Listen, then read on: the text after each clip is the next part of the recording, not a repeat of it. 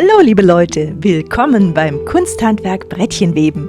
Mein Name ist Angela Rohrmoser und ich möchte euch die ägyptische Diagonale vorstellen. Dieses Muster ist nicht nur in Ägypten gefunden worden, sondern auch in einigen anderen Ländern. Jedoch in Ägypten bereits 1916, daher der Name. Alles, was ich euch erzähle, könnt ihr in Heft 10 von Arachnes Fadenspielen nachlesen, das ihr unter www.rohrmosers.com käuflich erwerben könnt. Dort findet ihr noch jede Menge weiterer Tipps und Erklärungen zur Diagonaltechnik im Einzug mit 2 Farben.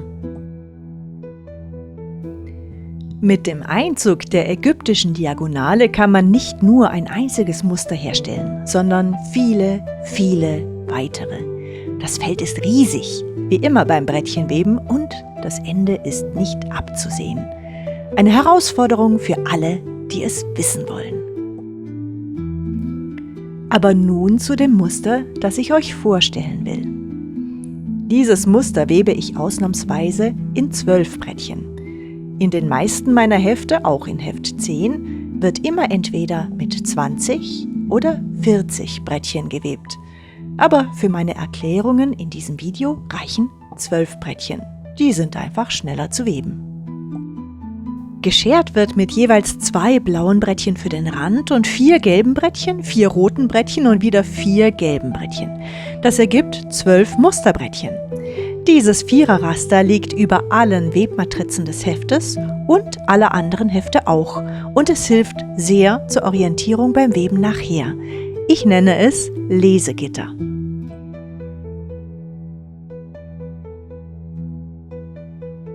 Das Einzugsschema der ägyptischen Diagonale sieht erst einmal total langweilig aus.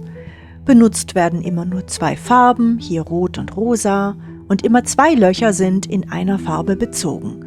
Alle Brettchen stehen in Linkshandneigung, das heißt, sie werden nur von vorne eingefädelt. Wenn man die Brettchen mit diesem Einzug nach vorne dreht, bekommt man diagonale Streifen, die nach rechts laufen. Wenn man sie nach hinten dreht, laufen die Diagonalen nach links. Deswegen ägyptische Diagonale. Da die Streifen immer 2 Löcher breit sind, nenne ich sie Doppeldiagonale. Es gibt auch den Namen 2-2-Diagonale. Das sieht alles nicht sehr spannend aus. Das Geheimnis des Musters muss also an anderer Stelle liegen. Ich verrate es euch. Es liegt im Drehrhythmus. Das heißt, in jeder Reihe werden einige Brettchen nach vorne gedreht, andere nach hinten. Damit man da nicht durcheinander kommt und auch wirklich das Muster erhält, das man will, gibt es eine Drehanweisung oder Webmatrix für jedes Muster. Die ist eine Tabelle, in der jedes Brettchen eine Spalte darstellt und jeder Schuss eine Reihe.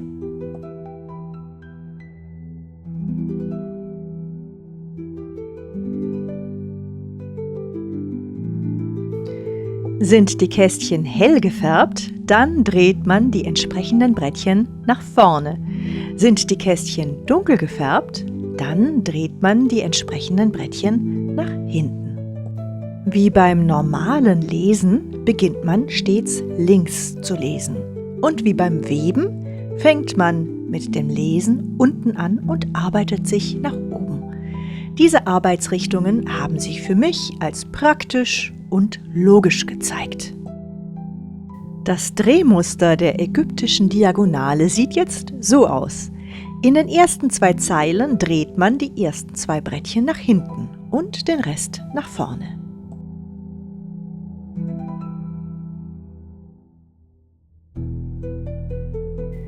In Zeile 3 bis 4 dreht man die ersten 4 Brettchen nach hinten und den Rest nach vorne.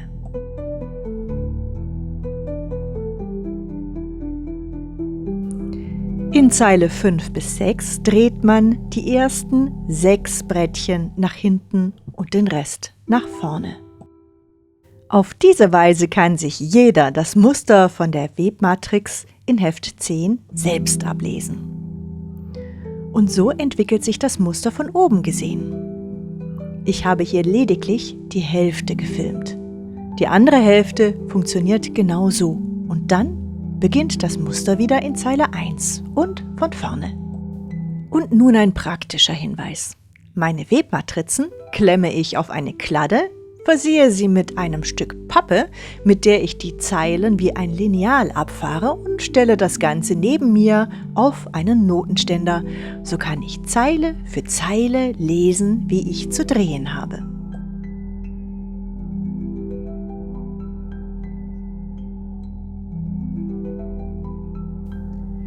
Wenn man das Muster eine Weile lang webt, laufen im Jenseits Drehungen auf, die wieder gelöst werden müssen. Das heißt, man muss das Muster umkehren. Das funktioniert so, dass man nicht von unten nach oben liest, sondern von oben nach unten. Und dann werden notierte Vorwärtsdrehungen rückwärts gedreht und andersherum. So erhält man Umkehrungen.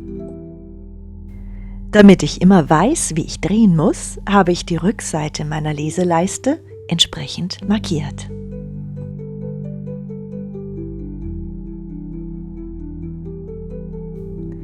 Und so sieht dann die Umkehrung im Muster aus.